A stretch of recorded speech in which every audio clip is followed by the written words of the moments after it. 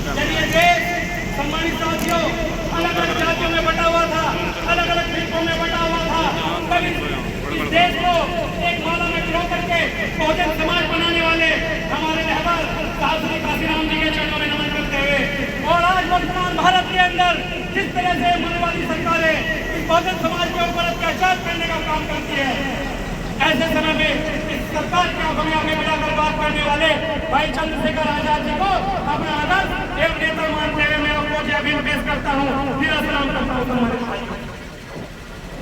सम्मानित भाइयों, आज जो सवाल की गई है, वैसे तो एक सदस्यता का समारोह था, सदस्यता की सभा थी, पर सम्मानित साथियों जब आज ये जमात इकट्ठी हुई है तो इस जमात में ये जो देश के अंदर चल रहा है, अगर दो समझते हुए रखे जाए तो सम्मानित साथियों को पूरी बात नहीं है। आज वर्तमान भारत में सम्मानित मेरे भाइयों, यहाँ पर हमारे मुस्लिम भाई मौजूद हैं, यहाँ पर हमारे पिछड़े भाई मौजूद हैं, यहाँ पर हमारे दलित भाई मौजूद हैं, लेकिन आप जानते होंगे कि अल्पसंख्यकों में खासतौर पर मुसलमान भाइयों के ऊपर इस देश के अंदर लगातार अत्याचार होते जा रहे हैं।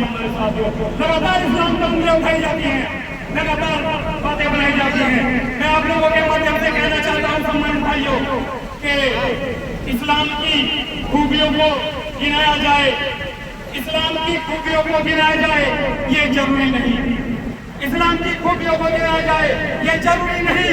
अरे खूबियों का नाम ही इस्लाम है, खूबियों का नाम ही इस्लाम है। मेरे कौम के लोगों, अंधे को रास्ता दिखाने वाले का नाम इस्लाम है, भूखे को खाना खिलाने वाले का नाम इस्लाम है, प्यासे को पानी पिलाने वाले का नाम इस्लाम है। सम्मानित साथियों, मेरे कौम के लोगों, आप जानते हो कि वर्तमान भारत में लगातार किस प्रकार के अत्याचार बढ़ रहे हैं, लगातार मॉब लिंचिंग के मामले बढ़ रहे हैं, लगातार दलित बहन बेटियों के साथ बलात्कार के मामले बढ़ रहे हैं, और लगातार इस देश में जाति और धर्म देख करके, दाढ़ी और टोपी देख करके सम्मानित साथियों हम लोगों को मारा जाता है। हमें विचार करना चाहिए कि आज वर्तमान समय में हम किस स्थिति में खड़े हैं और कौन लोग हमारे साथ हैं। सम्मानित साथियों, हम लोग आपसे आग्रह करने के लिए आए हैं, मेरी कौम के लोगों, आपको समझना पड़ेगा, आपको अखलाक की माँ के आंसू देखने पड़ेंगे, आपको कमरे इंसानी की माँ के आंसू देखने पड़ेंगे, आपको पहलू खान की आदत देखनी पड़ेगी। सम्मानित साथियों, अभी सहारनपुर में हमारे सहारनपुर जिले से 2 युवकों को मॉब लिंचिंग में मार दिया गया। सम्मानित लगातार धर्म के नाम पर, जाति के नाम पर अत्याचार हो रहे हैं। सम्मानित मेरे भाइयों, आप लोगों को समझना होगा कि इस देश में 2 चीजों की लड़ाई है, एक अम्बेडकरवाद की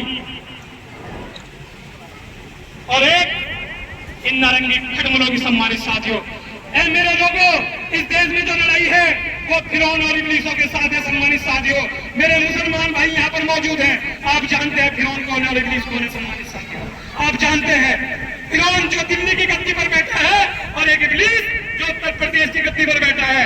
आप लोगों को ठानना पड़ेगा और मानना पड़ेगा, इस देश के अंदर दलित पिछड़ों का और जो है मुस्लिमों का गठबंधन तैयार करना होगा, और गठबंधन तैयार कर करके इन लोगों को, फिरौन को भी भगाना पड़ेगा और इब्लीस को भी भगाना पड़ेगा। हमारी लड़ाई हक अधिकार की है।